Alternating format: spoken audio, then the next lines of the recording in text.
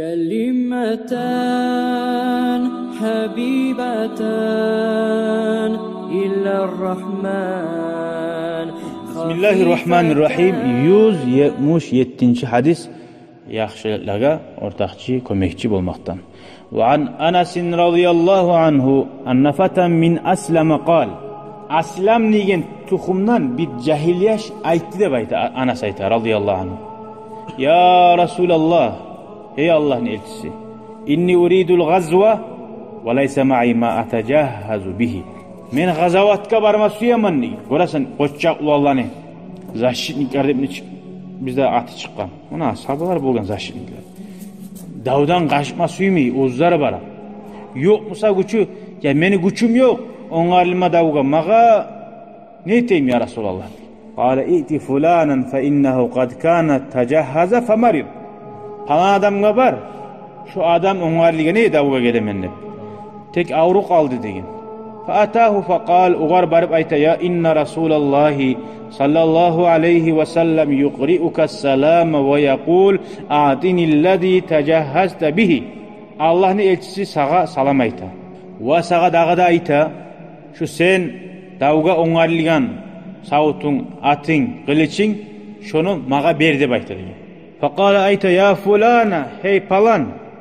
Palanca katunun atı bulgamsı yaray. Atın eskermey. Hey palanca a'tihillezî tecehheztu bihi. Ber şu adamga men ongalgan bar zatni. Ve la tahbisi minhu şey'a. Bir zatni da yaşirip koyma dey. Nice aru gılıçı musada, nice aru atı musada başkasını vereyim. Bunu sağa koyayım, bu utkeruga vereyim. Yok.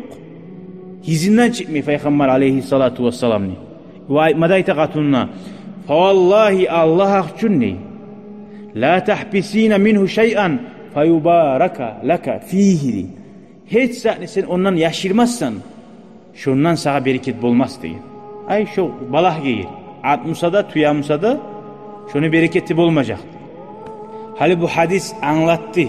Kim neget etken musa yaxşı yolga Allah için bir zat harclamaga o ozu bacarilmeye kalsa ozunuku etmege şunu. Şoğar sünnet bula, yaxşı bula. Başka adamga ya da başka yolga harclamaga dey. Şu zatni ozuna koymay, neget etken edici. Şunu taydirsin. Ve kim kızgansa Allah için yaxşı yolda şundan barakat tayar dedi. Ne qaydan alib aytamiz? Ashaba radıyallahu anhu ant etdi da. Fa vallahi Allah için bereket bulmayacak dedi. Ve ozunu halallıkka salar dedi. Biz aytganayımız şu ozu koygan attan ya da qilishdan ya da tübek musada bilavga berme suyup ya da ozu barma suyuna ozu barıp bulmadı gazavatka şondan ozugar bir balah gelip bul. Bunna anlaşıldı davga ongarlı hatta aşı var mı, sütü var mı, hurması var mı? Şu bar zatni bir zatni koymayı ashaba şu vermeye buyuruyor. Velhamdülillahi Rabbil alemin. Vesselamu aleykum ve rahmetullahi ve berekatuhu.